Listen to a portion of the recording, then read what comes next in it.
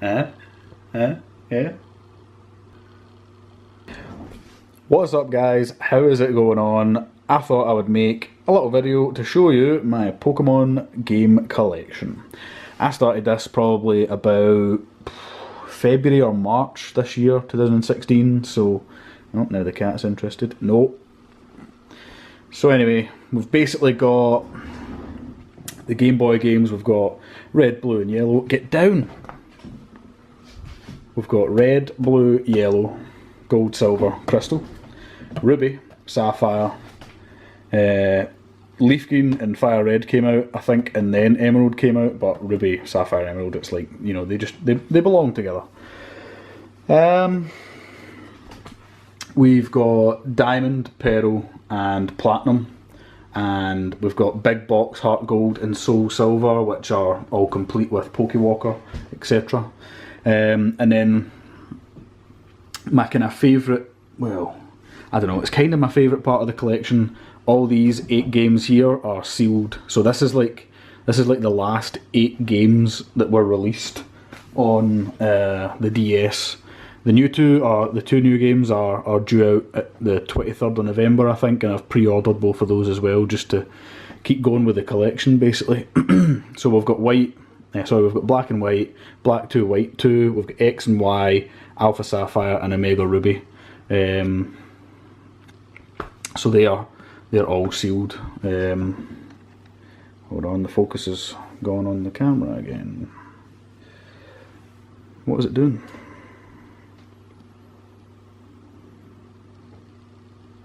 There we go.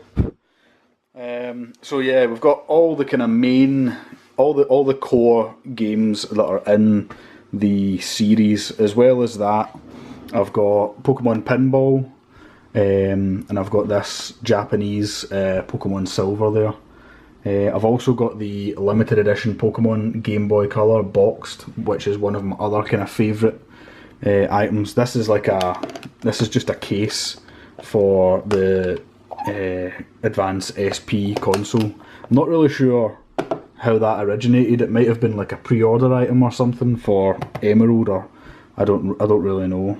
You've probably eyed these two things up here. This is Pokemon Green, which obviously doesn't exist in the English Pokemon games. It does exist in the Japanese series, in place of what one is it in place of? It's in place of blue, I'm sure. They don't have a blue. They just had red and green and then yellow, I think. They might have a blue now, I'm not sure. Yeah, I think they do have a blue now. So maybe that's wrong, I don't know. But yeah, it's just like a reproduction case, and there's a green cart in there with the custom sticker on it that looks like that. So it's pretty cool. This is a fake game, basically. You can see in here we've got, it's a game, it's called the Red version full color edition. So if you play it on a Game Boy Color, it's in full color like the Silver, Gold and Crystal games. This cover I just made myself in Photoshop and obviously had it printed out with the case. This is like another kind of repro game called Pokemon Pocket Monsters Jade, but it's not actually, it doesn't play like a normal Pokemon game, it's some other kind of game. I haven't really played it that much. Up here we've got a sealed Pokemon typing adventure for the Nintendo DS. I've never played it, but it was going cheap and I picked it up quite good. So that's the Pokemon Black Nintendo DSi. I got that for a really good price off eBay. It's complete, it's used, but it's in good condition. This is just another Pokemon Game Boy Color case that I picked up somewhere along the way and added it to the collection. Not really sure.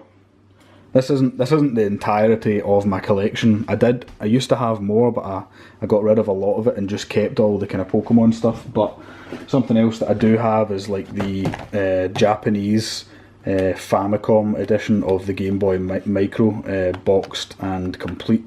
I love that. I'd hate to have to get rid of that.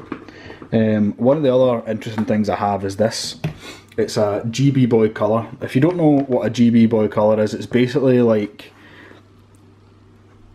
a kind of rip-off of the Game Boy Color. As you can see, the buttons look a little bit different on it, the D-pad especially, but people think that's a bit off-putting, but I haven't actually found it that bad. The screen is a slightly different colour, and it's got an LED backlight built in, which is, you know, the Game Boy Color, in my opinion, was the best Game Boy console because it was the first one I had, and it holds really comfortably, and you know, it's got the backlight built in, which the Game Boy Color obviously didn't, so it's really handy to have. It also comes with some Game Boy games built in.